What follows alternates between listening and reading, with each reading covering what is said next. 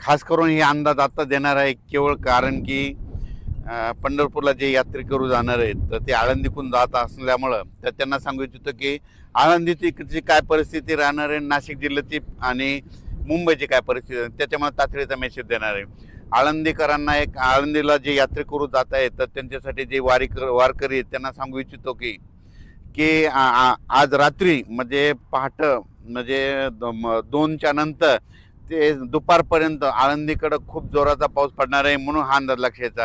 उद्या 4च्या नंतर म्हणजे 7 तारखेच्या नंतर संध्याकाळच्याला त्या पावसाचा जोर ओसरणार आहे. 8ला आणखीन ते पावसाचा जोर चांगला ओसरेल आणि 8-9ला मात्र चांगलं सूर्यदर्शन होणार आहे, म्हणून आळंदी पुणेकरांनी हा अंदाज लक्षात द्यायचा. पण नाशिक जिल्ह्यातल्या शेतकऱ्याला सांगू इच्छितो की जनतेला सांगू इच्छितो की नाशिककडं काय होणार आहे आज मध्यरात्रीच्या नंतर म्हणजे 2च्या नंतर की मध्यरात्रीच्या नंतर नाशिककडं मुंबईकडं तिथे जुन्नर सिन्नर त्याच्यानंतर आळेफाटा विघ्नर कारखाना ओझर गणपती त्याच्यानंतर श्रीरामपूर राहता राहुरी कोपरगाव शिर्डी वैजापूर गंगापूर आणि त्याच्यानंतर इकडं वरती त्र्यंबकेश्वर नाशिक आणि नंदुरबार ह्या पट्ट्यामध्ये काय होणार आहे आज मध्यरात्रीपासून उद्याच्यापर्यंत जवळपास 400 मिलीमीटर पर्यंत पावसाची नोंद होईल, म्हणून हे अंदाज लक्षात यायचा. आणि त्याच्यानंतर 8 तारखेच्या नंतर तिकडला देखील पावसाचा जोर ओसरणार आहे, मुंबईचा देखील 8 तारखेच्या नंतर जोर ओसरणार आहे. पण आणखीन 3 दिवस मात्र मुंबईकडे मात्र 3 दिवस म्हणजे आज 6, 7 आणि 8 तारखेपर्यंत पाऊस राहील. 9 तारखेच्या नंतर मुंबईचा देखील पावसाचा जोर ओसरणार आहे, म्हणून हा अंदाज लक्षात यायचा.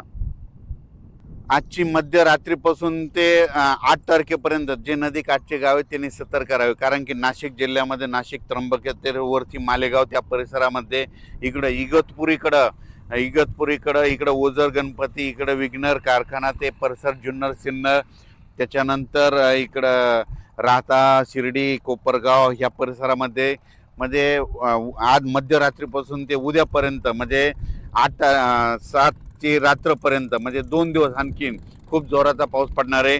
ओढे नाले वाहतील, नदीला देखील पूर येणार आहे, म्हणून हा अंदाज लक्षात घ्यायचा. आपण आपली काळजी घ्यायची, पाळीव प्राण्याची काळजी घ्यायची, कारण की खास करून हा अंदाज केवळ आळंदी पुणे मुंबई आणि नाशिक आणि या शेतकऱ्यासाठी आणि जनतेसाठी मुद्दाम दिलेला आहे. शिर्डीनगर अहिल्यानगर तसंच हे पाऊस त्याच्यानंतर घाटमाथा परिसराचं ते जोरदारच राहणार आहे. आणि घाटमाथ्यावरला पाऊस मात्र 9 तारखेच्या नंतर ते सगळं कमी होईल. 8 तारखेपर्यंत घाटमाथ्यावरला जोर राहणार आहे, म्हणून कोल्हापूरकरांनी हे अंदाज लक्षात द्यायचा. साताऱ्याकड्यानं महाबळेश्वर त्या जनतेने सगळ्यांनी अंदाज लक्षात द्यायचा. आपण आपली काळजी घ्यायची.